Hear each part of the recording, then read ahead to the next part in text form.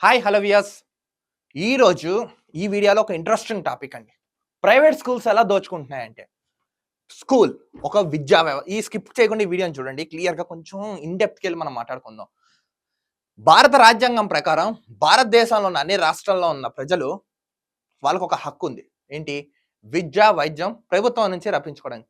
అలాంటి విద్యా, వైద్య ఆ ఒక్క రూల్‌ని కొంగలో తొక్కి భయంకరంగా ఒక బిజినెసెస్‌ని ప్రస్తుతం ఉన్న కొన్ని కార్పొరేట్ స్కూల్స్. అదేంటి స్కూల్స్ ఏంటి విద్యాలయాలు అంటున్నావు కదా! గవర్నమెంట్ స్కూల్స్ ఉన్నాయి కదా! క్వాలిటీ ఆఫ్ ఎడ్యుకేషన్ అక్కడ అన్నీ ఉన్నాయి కదా! ఇలా ఏంటి మాట్లాడకున్నా అంటున్నారా? చూడండి. ఇప్పుడు ఈ ప్రైవేట్ స్కూల్స్ ఉన్నాయి. ఎంత దోపిడీ చేస్తున్నాయండి. ఉభయ తెలుగు రాష్ట్రాలతో పాటు పంజాబ్, రాజస్థాన్, ఢిల్లీ మినహా ఈ 3 రాష్ట్రాలు మినహా మిగతా అన్ని రాష్ట్రాలు కేంద్ర పాలిత ప్రాంతాలతో సహా భయంకరంగా విద్య అనేది ఒక బిజినెస్‌లా అయిపోయింది. ప్రభుత్వాలు కూడా చోద్యం చూస్తూ ఊరుకుంటున్నాయి. ఎందుకు అవి రెస్పాండ్ కావట్లేదు? ఎందుకు అవి ఒక అడ్డుకట్టేయట్లేదు? దీనికి ఎవరు బాధ్యతలు వహిస్తారు? ఎవరుంటారు? ప్రభుత్వాలు మీకు ఈ పథకాలు ఇస్తాం, ఆ పథకాలు ఇస్తాం, ఈ స్కీమ్ ఇస్తాం, ఆ స్కీమ్ ఇస్తాం, మీకు ఉద్యోగం ఇస్తాం, ఉచిత విద్య, వైద్యం ఇవ్వరు. అవి మనం అడగం. ఎందుకంటే మనం గొర్రెలం కాబట్టి. వాడు ₹100 ఇస్తే తీసుకుంటాం. కానీ మనకు రావాల్సిన మన దగ్గర ఓ ₹1,00,000 పని చేయించేసుకుంటాడు. అట్ నైట్ రైట్ నౌ ఇటు తెలంగాణలోను అటు ఆంధ్ర రాష్ట్రంలోను విద్య అంటే భయంకరంగా దోచేస్తున్నారండి. ఇప్పుడు ఎగ్జాంపుల్ మీకు చెప్తాను చూడండి. నాకు మొన్న ఈ వీడియో ముఖ్య ఉద్దేశం ఎందుకు చేస్తున్నానంటే, స్కూల్స్ అండి ఎల్కేజీ అడ్మిషన్స్ ఉన్నాయి. ఎల్కేజీ ఇయర్లీ 1 lakh అంటండి. ఇయర్లీ 1 lakh అంట ఎల్కేజీ. ఓకే, మళ్ళీ ఇవి కాకుండా dress, shoes, books, bags 1K, 2K, 3K. Next activities depends. Next ఇవేం కాకుండా మీకు అర్థం కాకపోతే ట్యూషన్ ఫీజు, అది కూడా 3,000 వేసుకుందాం. 6, 8, 9, 10, 11,000 అదనంగా ₹1,00,000 కాకుండా అంటే ఓవరాల్ ఒక ₹1,11,000 ఇయర్లీ దోచేస్తున్నాయండి. ₹1,11,000 for LKG schools. ఏంటండి దోపిడీ? ఏమంటారు ఈ దోపిడీ? మీరే చెప్పండి. ఈ దోపిడిని నియంత్రించాలంటే ఏం చెప్పాలి? ఎల్కేజీ చదివేవాడికి ₹1,00,000. మళ్ళీ ఇవి కాకుండా అదనంగా ట్యూషన్ ఫీజులు మీరే కట్టుకోవాలని చెప్తున్నారు. చదువుకుంటున్నామా మీరే చెప్పండి. పూర్వం మనందరం చదువుకున్నాం. మనకి విద్య, నెక్స్ట్ ఎలా బతకాలి, ఒక నాలెడ్జ్, ఒక స్కిల్స్, ఒక ఎథిక్స్ ఇప్పుడున్న ప్రెసెంట్ ఏమైనా చెప్తున్నారు వాళ్ళు? ఇందులో విచిత్రం ఏంటంటే, ఇప్పుడు సెకండ్ క్లాస్ వాడు ఉంటాడండి, వాడు బుక్స్ వాడు సెకండ్ క్లాస్ చదివి థర్డ్కి వెళ్తాడు కదా. సో ఫస్ట్ క్లాస్ నుంచి సెకండ్కి వస్తాడు కదా, ఈ బుక్స్ వాడికి పనిచేయవంట. ఇదో టైపు దోపిడీ. ఎక్కడండి దోపిడీ? అంటే 1 yearలో సిలబస్ చేంజ్ అయిపోతున్నా. ఇన్ని నమ్మి తల్లిదండ్రులు కూడా స్కూల్కి పంపించి మా పిల్లాడికి ఇలా కావాలి అలా కావాలని వాళ్ళు ఇలా చెప్పి చేయిస్తుంటే, ప్రెసెంట్ కొన్ని స్కూల్స్ వాళ్ళు ఏం చెప్తున్నారు? మీ పిల్లాడు అన్ఫిట్, అతను ఏం చేయలేడు. మీరు ఉన్నది అందుకే కదా అయ్యా స్కూల్స్లో. ఒక పిల్లాడు తల్లిదండ్రుల దగ్గర నేర్చుకోలేంది విద్యాలయంలో నేర్చుకుంటాడు.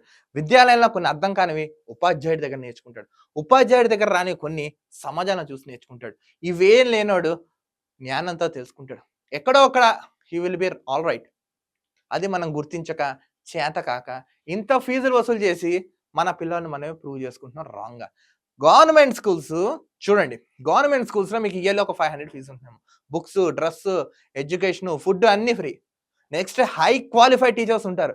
MSc BEd, MA BEd minimum మంచి ఒక క్వాలిటీ ఎథిక్స్ విత్ లాంగ్వేజెస్ అన్ని తెలిసిన వ్యక్తులు ఉంటారు. గవర్నమెంట్ స్కూల్ అంటే చిన్నచూపు ప్రెసెంట్ ఉన్న సమాజంలో. ఎందుకు చిన్నచూపు నాకు అర్థం కాదు. నెక్స్ట్ పోనీ వీళ్ళు ఏమైనా ప్రైవేట్ స్కూల్స్ వాళ్ళు ఇద్దరు దోచుకుంటున్నారు. ఇప్పుడు గవర్నమెంట్ స్కూల్లో ఉన్నాయండి అన్ని ఫ్రీ.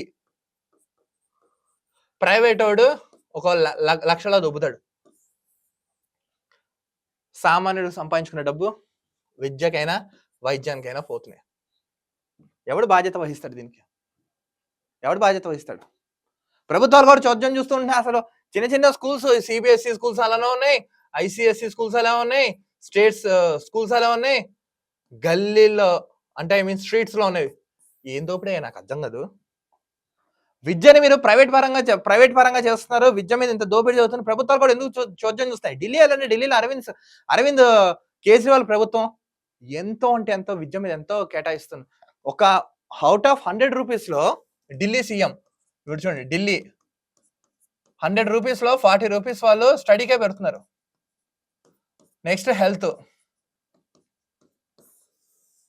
ఇది కదయ్యా ఒక గవర్నమెంట్ స్కూల్. అక్కడ మీరు చూస్తే ఆశ్చర్యపోతారు. అంటే అక్కడ అంటే ఇంటర్వ్యూస్ ఉంటాయి, ఇంటర్వ్యూస్ తీసుకుంటారు. ఒక ఆశ్చర్యం గురవుతున్నాయి పంజాబ్, రాజస్థాన్, ఢిల్లీ. మిగతా రాష్ట్రాలు ఎందుకు అమలు చేయలేకపోతున్నాయి? కేంద్ర ప్రభుత్వం ఎందుకు వాటి మీద చోద్యం చూడట్లేదు? పథకాలు ఇస్తున్నారు, రోడ్డు మసాజ్ ఇస్తున్నారు. మెయిన్ కావాల్సిన వ్యక్తి ఇవే కదా. అకాడమిక్ ఇయర్ స్టార్ట్ అవుతున్నా పిల్లలు భయపడుతున్నారు, తల్లిదండ్రులు భయపడుతున్నారు. ఈ వ్యవస్థ ఎలా ఉందంటే ఇప్పుడు ఎవరైనా పెళ్లి చేసుకుందామన్నా, పిల్లల్ని కందామన్నా, కడుపు తెచ్చుకుందామన్నా వాళ్ళు కూడా కొంతమంది భయపడుతున్నారు. వాళ్ళ బతకడం కోసం మనల్ని చంపేస్తారేనండి. విద్య అనేది భయంకరంగా ఉంది. Quality of education government schools లో పెట్టుకుని ప్రైవేట్ వాళ్ళ దగ్గరికి ఎందుకు వెళ్తారు నాకు అర్థం కాదు. ఇక్కడ సొసైటీలో కూడా చేంజ్ రావాలి, జనాల్లో కూడా చేంజ్ రావాలి, తల్లిదండ్రులు కూడా చేంజ్ రావాలి. ఎదురింటోడు అక్కడ చదివాడు, పైంటోడు అక్కడ చదివాడు, కిందింటోడు అక్కడ చదివాడు. ఈ కంపారిజన్స్ మాని మనం చేసుకుంటే కరెక్ట్ గా లైఫ్ అనేది సెట్ అవుతాం. గవర్నమెంట్ స్కూల్స్ లో చదివిన వాళ్ళు ఎంతో అంటే ఎంతో మంది గొప్ప గొప్ప కలెక్టర్లు అయ్యారు, ఐఏఎస్లు అయ్యారు, ఐపీఎస్లు అయ్యారు. అదేం చిన్న చూపేం కాదే. ఇప్పుడు ఒకటి అడుగుతున్నానండి, చూడండి. గవర్నమెంట్ జాబ్ కావాలి, స్కీమ్స్ కావాలి, ప్రొడక్ట్స్ కావాలి, మళ్ళీ ఇన్ని చేసినాడు గవర్నమెంట్ స్కూల్లో స్టడీ ఎందుకు వద్దు మీకు? నాకు అర్థం కాదు. ఈ గొర్రెలను అడుగుతున్నాను నేను, చెప్పండి దానికి.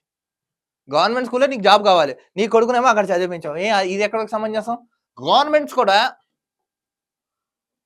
కూడా ఒక రూల్ తేవాలి. ఏంటి? గవర్నమెంట్ స్కూల్లో చదివిన వాడికే జాబ్. ఇది వస్తే కానీ రాష్ట్రం కానీ దేశం కానీ సెట్ అవ్వదండి. రాష్ట్రం కానీ దేశం కానీ సెట్ అవ్వదు, గుర్తుపెట్టుకోండి. అలాంటి రూల్ అనేది మన దేశంలో రావాలి. భయంకరంగా దోపిడీ చేస్తున్నారండి స్కూల్స్ వాళ్ళు. కేవలం దోపిడీ మీద పెట్టిన దృష్టి పిల్లలకి ఎడ్యుకేషన్ ఇవ్వలేకపోతున్నారు. ఒత్తిడి గురి చేస్తున్నారు. తల్లిదండ్రులు ఫీజు కట్టిన ఫ్రస్ట్రేషన్ వాళ్ళు ఉంటారు, స్కూల్స్ వెళ్ళేమో సిలబస్ కంప్లీట్ చేయడం ఫ్రస్ట్రేషన్ ఉంటారు, మధ్యలో నలిగిపోతూ ఉంటారు పాపం వీడు. ఇవన్నీ చేయలేక ఆత్మహత్య చేసుకుని చచ్చిపోతున్నాడు. పోనీ వాడు అంత కష్టపడి ఏదో సంపాదించి ఒక 80 మార్కులు వస్తే, why you don't get 100 out of 100, you get 85 only అని పేడ మొహం వేసుకుని అడుగుతూ ఉంటారు క్వశ్చన్లు. వీళ్ళ మొఖాలకు ఎప్పుడైనా వచ్చాయా? విద్యార్థికి ఎప్పుడైనా క్రమశిక్షణతో పాటు సపోర్ట్ ఉండాలి, అప్పుడే వాడు ఎదుగుతాడు. కంపారిజన్ చేస్తే అడుగు తింటాడు, ఇది గ్యారంటీ. 100కి 100 వచ్చిన వాడు గారి దగ్గర టాలెంట్ ఉండదు, మొత్తం అది వేస్ట్. అదొక దాని ఏమంటారు, డంపియాడు. వాడి దగ్గర ఏముండదు. నార్మల్ స్టూడెంట్ ఉంటారు సరే, వాడు ఇటు ఉంటాడు అటు ఉంటాడు, ఏమైనా చేయగలడు.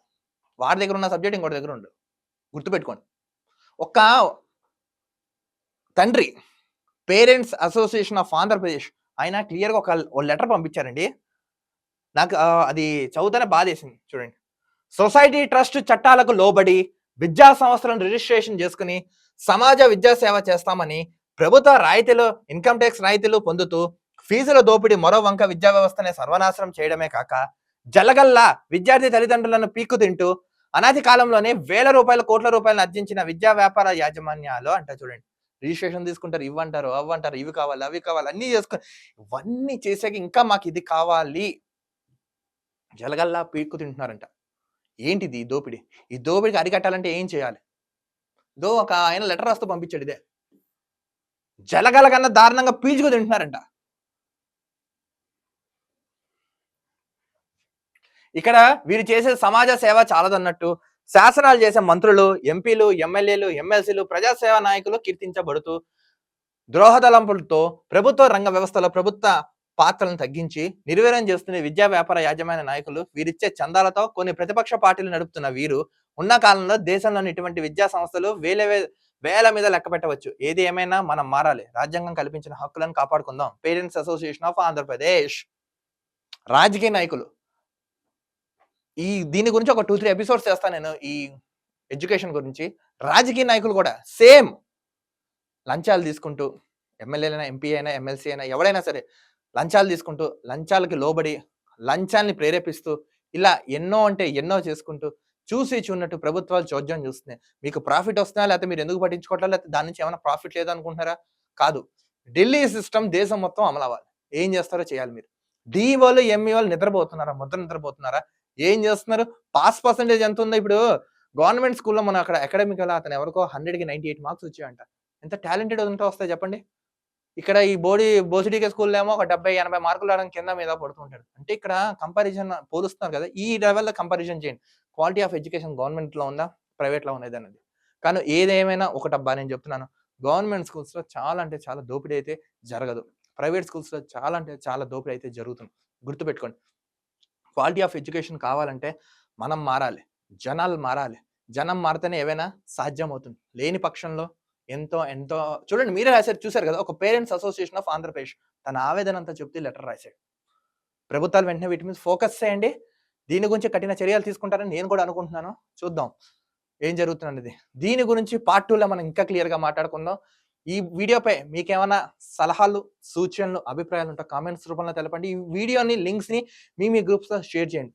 గవర్నమెంట్ వరకు రీచ్ అవ్వాలి. గవర్నమెంట్ స్పందించాలి. ఏది ఏమైనా గవర్నమెంట్ ఒక రూల్ తీసుకుంటే తూచా తప్పకుండా క్లియర్‌గా మంచిగా అమలైతే అవుతుంది.